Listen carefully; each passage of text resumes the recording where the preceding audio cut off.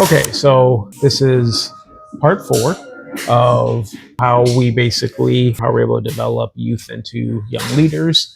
And the fourth big reason that we like to incorporate is offering an enticing reward. If you're running a youth program, a youth ministry, youth are very reward motivated. I mean, everyone is, but particularly youth. So if you don't have very compelling rewards, it's not going to be attractive for many youth. So like in our case, with our program, the obvious reward is first and foremost, because it's an employment program, is financial. Being able to get that paycheck for a lot of our youth is very motivating, but it's not the end all be all. Like in my mind, it's not what makes it special. There's larger rewards than that, because really there's a lot of ways you can get a paycheck. There's a lot of ways you can get paid, right? A lot of kids who are on the streets gangbanging, that kind of thing, selling dope, you can get cash that way, right? So money in and of itself is not enough to really keep youth motivated. So like, what are some of the other rewards that you think have really helped our youth to really be motivated to stay here and to thrive and really bring their best selves? Treats. Just kidding. I brought cookies today for the shop. I like to bake cookies for the shop whenever I can. So I think there's like 2 levels. I think obviously we hire youth that really need the resources, and it's the basic need that's sort of blinding them, I think. Not blinding them, but it's like right in front of them, right? So when that's taken care of with, their weekly check, I feel like it uncovers then a next layer of what rewards they're getting here. So for instance, when they're getting more work on the weekends, it's not just work. They're getting to, check out other neighborhoods, right? Be around. Well, you talk about a little bit more. So, like the dynamic, like you're not from Chicago. Okay, so we're on the south side of Chicago. It's a pretty segregated city. So the Loop is kind of in the middle, and then you have the north side is pretty affluent. The south side has affluent pockets, but there are a lot of sort of more rundown areas. It's fairly segregated, a lot of African-American communities versus more, Caucasian, white areas on the north side. The Loop's pretty mixed racially, but definitely affluent. The West Loop, has a lot of, really beautiful spaces. And there are programs that take youth around to see these things, but they don't give them any belonging there. So you're basically on the outside looking in. And I remember when I was living on the west side, once for one of the kids in our building, one of his birthday, we took them downtown, took the water taxi, and he said, I'm going to live in one of these buildings someday. And I knew that there were just so many challenges for him to reach to be able to actually make that a reality, because I was just showing it to him as a spectator. I wasn't really able to provide him any way to reach that. So that's why this is really special to me, is that, we're giving them a way to feel like they belong there. Even if you're going there as a part of your job, you belong there for that day. You have a role that you're playing. So, that's a really big one, I think, is being able to see parts of the city, being able to go and make a beautiful installation somewhere and see your work in this high-end space. That's a huge reward. It's a huge confidence booster. It's like, hey, I don't just belong on the corner. I belong, downtown, and in the Willis Tower, right, at the Ritz-Carlton, at the Field Museum, right? Like I belong here. So that was huge, I think, in just and the thing is like that, having like those type of rewards, it gives them a reason to engage, right? Mm-hmm. Like it gives them a reason to engage the program, to engage it makes it worth it for them, right? And you're right, like if we've had youth who said that, hey, this is like my first time going downtown, it's my first time going to the north side, or I've driven by these skyscrapers, but I've never actually been inside. Right. Remember we did like the Derrick Rose event, and like it's like top floor there's like a basketball court. I mean, it's crazy. Right. And our youth, like they were just amazed that they were even invited into a space like that. So yes, it definitely like helps them to engage. And I think like another guy's leaning on my car, but it's okay. I'm a little particular about my cars, guys, but the streets aren't fun unless you can't see it. Anyway, another thing is when you have like those compelling rewards, like being able to take youth and give them new experiences, right? And take them to new places, and helps to expand their horizon, expand the possibilities of who they are as people. It's also becomes a tool where we can reinforce the desired behaviors, right? So like how, we were talking about like having to correct maybe, poor behavior, like nowadays, like a big issue is like classroom management, especially like in the schools and that kind of thing. And, I'm be honest with you, nowadays we don't have that issue. Like, I mean, early on that was an issue. Remember like in the early days where you had to spend your days just like wrangling the kids. I think it was like Tyshawn and Tayshawn, those kids. I mean, this is like we're really like early arguing about who had Yeezys first. Like I could not get a word in because the argument was so heated about who had Yeezys shoes first. Sorry, FedEx is here, guys. Hey. Yeah, pick up. Yep, FedEx is here, so just so we're doing a delivery. Sorry, yeah, go ahead, what were you saying? So yeah, I was just saying like what they would argue about, and we just had to put up with it because they were our first group and they were our learning experience. And going back to the rewards too, there's just like this layer that isn't always, like you said, material. And so what are you building in them that is a reward, that they're leaving satisfied, they're creating something meaningful, they're part of something beautiful, they're giving a gift to this bride, making her bridal bouquet. Those are like, I think it's just important to look at, what all, like rewards can look like.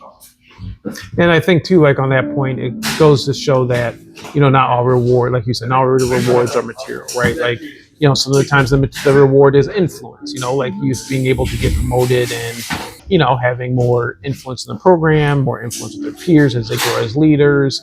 Sometimes the reward is having unique or special opportunities. Sometimes that's traveling, sometimes that's being the first one to do something, right? Like if we have a special gala event that we never did before, like recently we just went to Los Angeles as our first time doing an event outside Chicago. And, we had a couple of youth who went, and that was like a reward for them, right? So rewards don't always have to be material. A lot of times they can be, just think about like what motivates you, right? Like, why are we doing this work? What's motivating? It's not just for the money, right? You're hoping you can make a difference. Youth are the same way. I've seen like our youth, like especially on the farm and the shop, kind of talk about like how it gives them a lot of pride when they hear neighbors walk by and they're like, man, those flowers look beautiful. You're really beautifying the neighborhood. Like that's a big, self-esteem boost. And it's a huge reward for our youth. Yeah, I agree. So, when I think about like, okay, like, well, what, like what other opportunities, that are created when you create, like you have like a very strong and robust reward system is that can be used to, accelerate or facilitate discipleship, right? Because, like when we look at the scriptures, Jesus wasn't just like, okay, hey, all the disciples gather together. I'm just going to give you all this teaching and this and that. But, that's that. You guys are going to just go back to your normal lives at the end of the day. No, like they were invited on an adventure, right? They're invited to be a part of a larger journey where they were promises of reward. That's why you got sort of the famous situation where, James and John want to know like, hey, who's going to be at your right or your left, right? When, your kingdom comes, because they're telling you like that they're motivated by that. Of course, Jesus rebuked them at that time, but they bought into the fact that there was like a greater reward, right? That they could have in doing this. So like in our program, like I feel like part of what we do is we try to feel like our youth are being invited on a larger adventure, right? They're being part of a larger journey. And part of that is like this vision casting of, hey, you're not just here working a job, you're not just doing these great events, but you're a part of transforming your neighborhood. You're a part of transforming neighborhoods, not just here in Chicago, but potentially across the country, right? Where you have like this vision and this goal that's bigger than self and bigger than just your youth program. Because, youth, they love adventure, love it. They love going into the great unknown. So I think like that's something too that, we really try to be intentional in building in. Yeah, and I don't think you should stifle that. I think a lot of youth are, that's stifling, and I think you have to create something more compelling, than the world. For us, we're trying to create something here that's more compelling than selling like drugs on the street. Because like you said, you can get money that way too. But like, how do we make this more compelling? How do we make doing good more compelling than doing, what's bad? So if you're in a youth group setting, how do you make, being a part of a youth group more compelling than like going to parties and debauchery and whatever like social structures is drawing kids in, at the high school or middle school. So, how do you create adventure and thrill, but in a way that is honoring God? And, how do you create a culture that's more, more compelling than the one that they're coming out of? Well, that's a great point because, like from the very beginning, we felt like, this is really good versus evil, right? Like we're literally competing directly with gang culture, here.